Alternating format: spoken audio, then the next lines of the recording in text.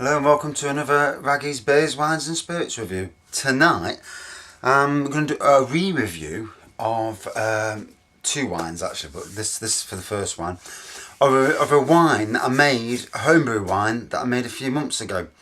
Made it from blueberry juice. So what I did, I think it was 4 packs of blueberry juice. I think it was from Tesco's, to be fair. 4 kilos of sugar, yeast, simple as they come. Made it as you do, and it when it fermented, it didn't take long to ferment. Came out, it was a same colour as it is now. This a little bit hazy. This shot is here, but it's like a light pink colour. Not traditional rose, but a very light rose colour. Anyway, I reviewed it, and let's be fair, it didn't taste great, let's put it that way. It tasted of sugar, and the only reason wine or beer tastes of sugar is the yeast, the fermenting has not gone to plan.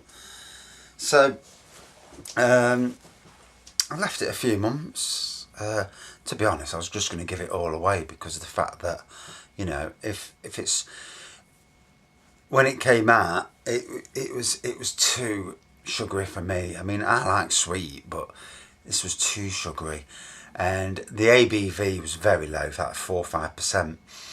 So I've left it a few months, 3 or 4 months, about 3 months I think it is, since I did it, and went to the bottle the other day. And now on normal bottles of homebrew wine, I'll just find one. There we go. So if you brew it in a plastic bottle and it's wine, you'll be able to squeeze the bottle like so, because obviously there's no carbonation in there. Now if it's a beer, like this fella is here, it's solid. Ain't no squeezing on that, it's absolutely solid. And that's because there's carbonation in there. So when I pour that open, it's going to go whoosh, and it's like secondary fermenting. So you don't secondary ferment wine. There's no need really. It's already at an high dosage. So with that in mind, here's the bottle of blueberry rose, and I went to it the other day and I picked one out and I thought, hold on a minute, it's solid. I mean, if you look there, I can't squeeze it properly. And I think, hold on a minute, why is it solid? There's no yeast, unless there was some yeast left over from the original fermentation. And I think this is a thing with the cherry wine that I did from store-bought, juice cartons. The cherry fermented properly. There was no problems, and it turned out decent. I mean, I've still got 4 litres of the bad boy there. That at some stage I'm gonna have to put into bottles or just drink the 4 litres. No, I better not, eh? And so this one, 1.5 litres. So it's absolutely solid. So what has happened is that over these last few months, I mean, the first couple of weeks I tried it, and it was like a normal wine where it's you can squeeze it in, and I thought it's a waste of time basically. And I gave it a low score because it wasn't that nice. But I poured this out the other day and I was surprised. So we'll pour it out. Hopefully it won't explode. I've had my fun of them, my share of them. And as you can see, let me show you there, for homebrewers, this sediment, you should be getting that really with wine. I mean, you get a little bit I suppose. So yeah, and it pours out.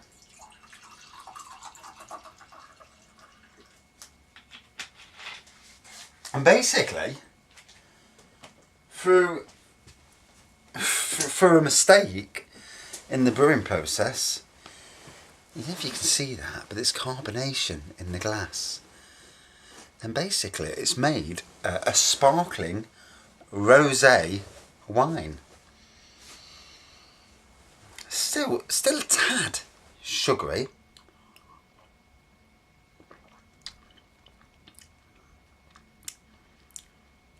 But a very pleasant, sweet, sparkling rose wine.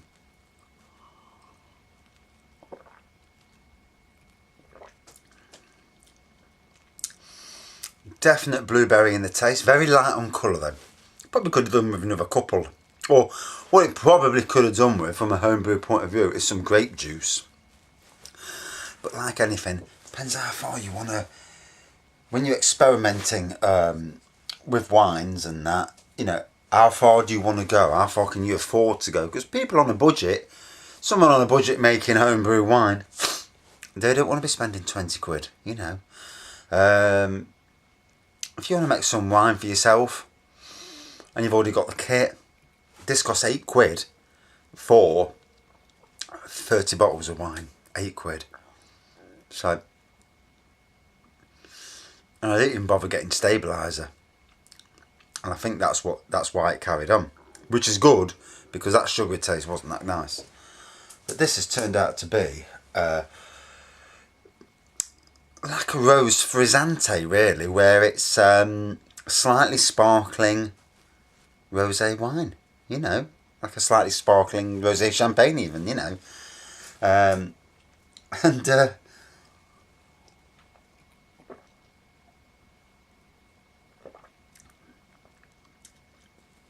it's turned from a wine that I didn't like to one that's, you know, quite decent.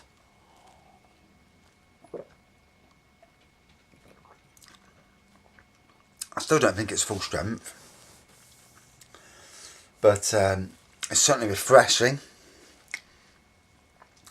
and it just goes to show you that by not using the stabiliser at the end, did I use finings? No, I didn't need to.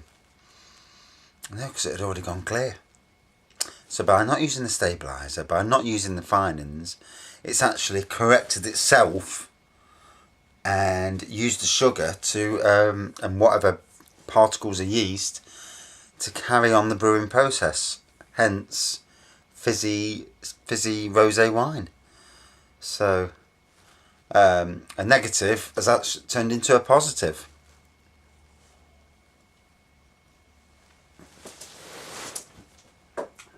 So,